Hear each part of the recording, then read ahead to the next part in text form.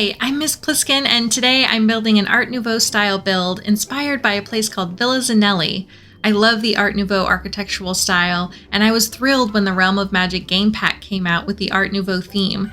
Except one teeny tiny issue. Do you notice anything about these inspiration pics I'm putting up? Yeah, they're all townhouses. Detached Art Nouveau building inspiration is real hard to come by.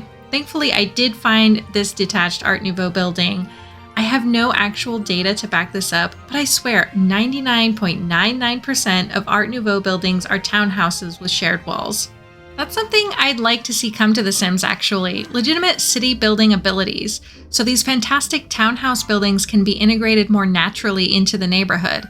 I'd love to be able to build apartments from scratch, not just decorate pre-existing ones, or jerry-rig an apartment with the roommates function. Another thing that would make this super fun is if you could own multiple properties and rent them out like apartments. You could create the next land grab property tycoon dynasty. That would be such a fun rags to riches challenge, going from 0 simoleons to owning literally everything. Oh well. In the meantime, I'm building Villa Zanelli, which, by the way, isn't technically Art Nouveau. This villa is in the Liberty style, which is the Italian twist on the Art Nouveau style. The Liberty style differs from the stereotypical Art Nouveau style just a bit. The Liberty style tends to have less floral motifs and much more Baroque ornamentation, and overall tends to look a little bit extra, but it's amazing. Yes, it's currently abandoned, but check out those bones, the details, the windows, the stonework. Yes, I'm flirting with the building, don't judge me. Art Nouveau has its roots in the arts and crafts movement, which was driven by William Morris, the famous wallpaper guy, which is way underselling him, by the way. He's a total icon, and you're probably familiar with his work because some of the wallpapers from Cottage Living were directly inspired by his wallpaper designs.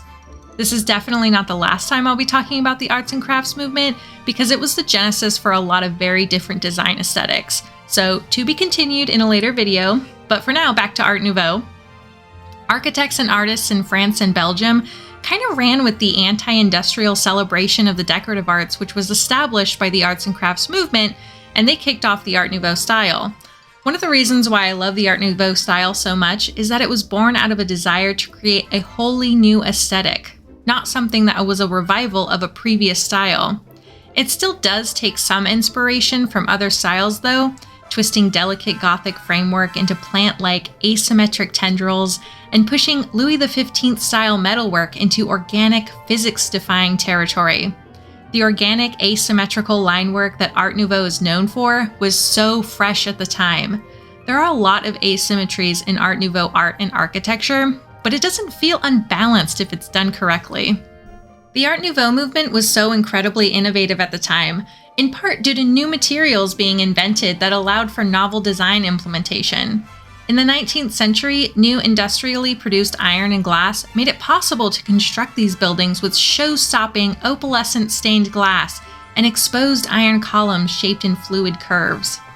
Victor Horta was a hugely influential player in the Art Nouveau style. Yeah, you could say he was a bit of an influencer. He built some of the first Art Nouveau houses, and there are a ton of examples of his work that still exist today in Brussels. I highly recommend visiting the Comics Art Museum in Brussels if you're ever in the neighborhood.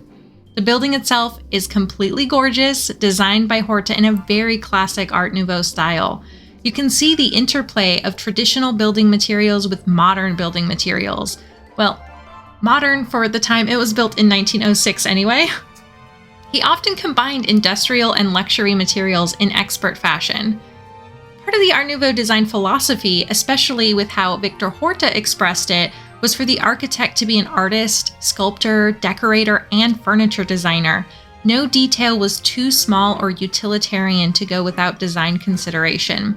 His houses were often completely cohesively designed. From door hinges to dining chairs, everything was executed with his vision. This is a freaking radiator that he designed to look like a decorative column.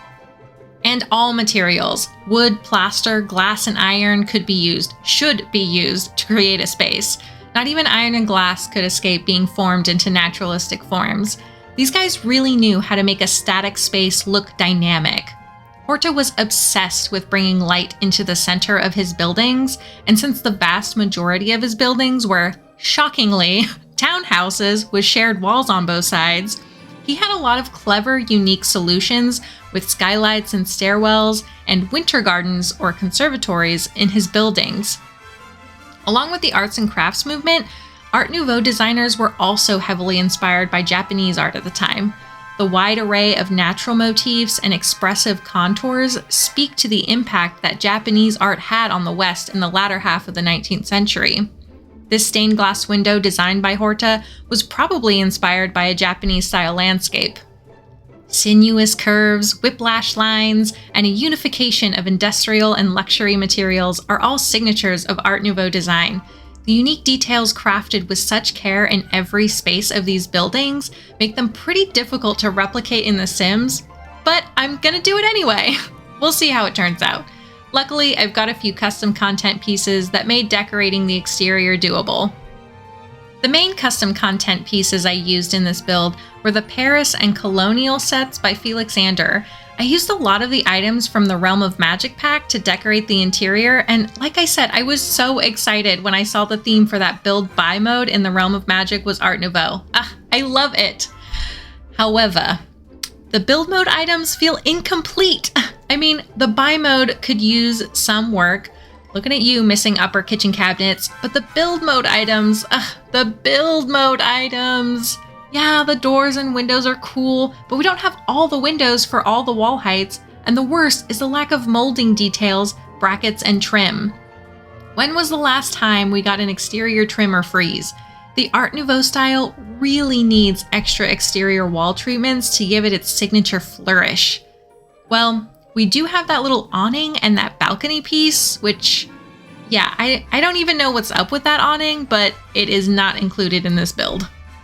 I used the Felixander Paris set for the little balcony pieces and some of the flourishy molding pieces around the windows and along the parapet across the front. I think the Paris set was intended to be more in a Rococo style, but both Rococo and Art Nouveau have similar leanings toward organic flowing lines and get a lot of inspiration from nature, so it seemed like a totally plausible crossover in my opinion. Originally, this lot had a group of 4 spellcasters living here, so I kind of kept that idea in mind, and I wanted to create a whimsical, magical sort of mansion for them, which, credit to the Sims team, the Art Nouveau style really works for that. Since I was kind of running with the idea that the original spellcaster household was still occupying this lot, I wanted to play up the witchy vibes, and part of that was going way overboard with landscaping. I chose to do an English-style garden because for some reason it feels right that spellcasters would have an extensive garden but it'd still be a little more naturalistic. And I often find it harder to landscape English-style gardens than more structured styles of landscaping, like say a French-style garden, just because for me it's hard to do random intentionally. So the little tips I can give you if you also have trouble with this are to layer different kinds of flowering bushes from tallest to shortest as you get farther away from the walls, and free rotate them a little bit so they're kind of askew. And also don't be afraid to have the low-lying plants overlap your path a little bit around the edges. Another key to an English garden is to try to avoid symmetry. And I break this rule a lot in this build because I'm trying to make the front look a little more symmetric around the fountain, but elsewhere I try to make the garden path meander a bit here and there. The key to a successful English garden is controlled chaos. So by the time you finish landscaping an English garden, it should look like it's barely holding itself together. The garden is ready to overtake civilization at any moment, and we should all be prepared to fight our way out with a machete. Okay, maybe not that extreme, but my point is, the catch-22 with an English garden is that it should end up looking intentionally accidental. Oops, I just stepped away from my garden for a moment, and the next thing I knew, all these wildflowers showed up. I mean, not really, but you get the gist. Okay, done with the landscaping. With the floor plan, I wanted to go a bit more traditional, and by that I mean I didn't want an open floor plan. Villa Zanelli was built in 1907, and an open floor plan just wasn't really a thing at the time. I don't think that open floor plans, the way that we think of them today, were really popular until maybe like the late 90s, early 2000s, and that's when they really started taking off.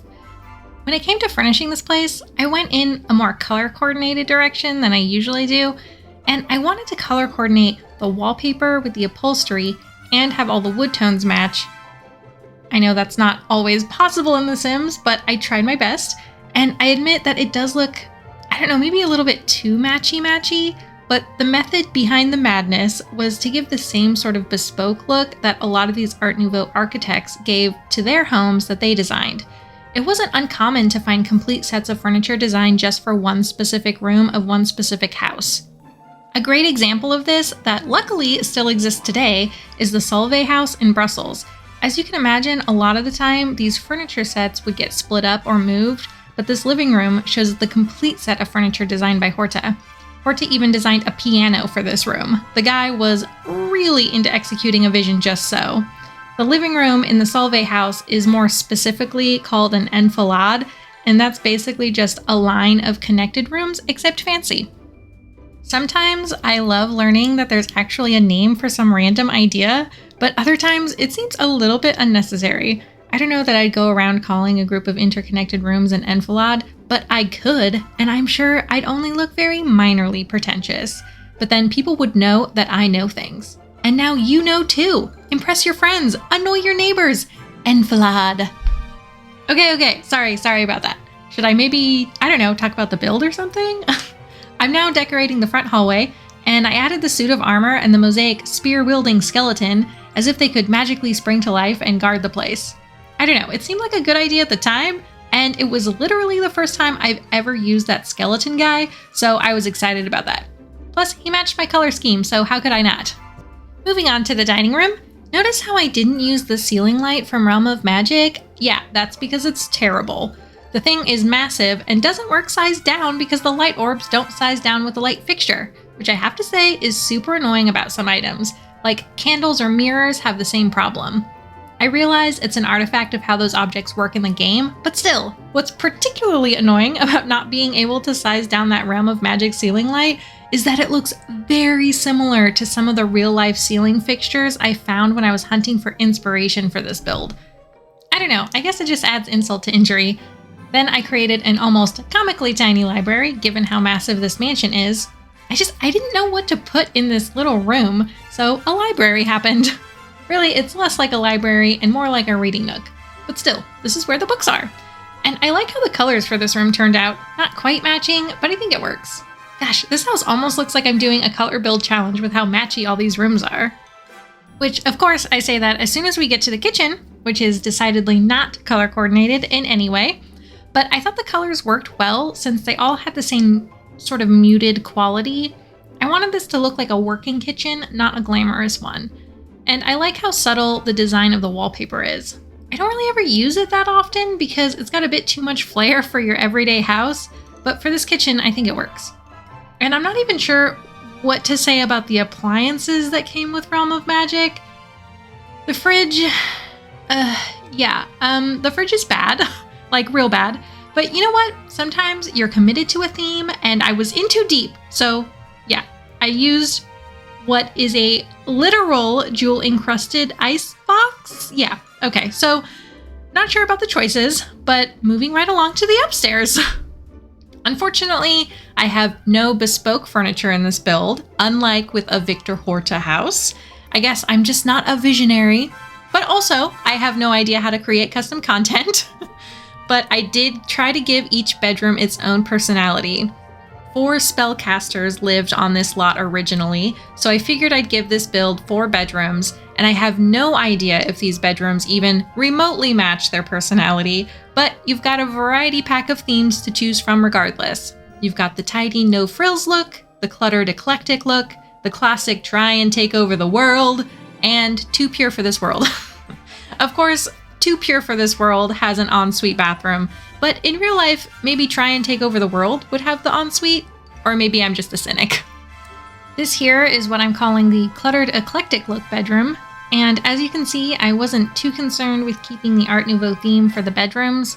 The real reason for this is because if I did, all of the rooms would be furnished identically, and that'd be weird. But my in-game story reason is that each sim would have their own particular style and their own furniture, so the only bedroom I kept the Art Nouveau style for was the master bedroom, presumably because they own the house and that's their taste, so that made sense to me. Now this is supposed to be the try and take over the world bedroom.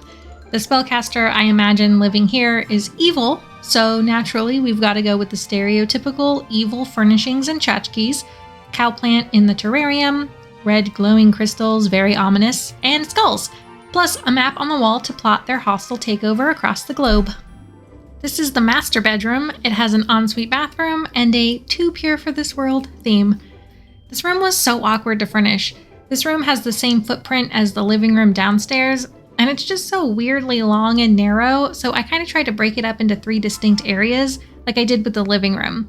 I had a sitting area in front of the fire, the bed in the front third of the room, and a dressing area in the back third. I think it turned out okay. Oh, but you know what? This would have been the perfect opportunity to make this room into an enfilade. Maybe. But you know, a couple of archways to define the spaces more, I think probably would have worked. Anyway, there's also this tiny little attic workroom with a cauldron in it, which just about wraps up the speed build. Keep watching this video for some glamour shots of the build, and let me know in the comments if you have any building or architecture style requests. If you're interested in art, architecture, and history, please consider subscribing. I have many more of these videos planned, and thank you so much for watching.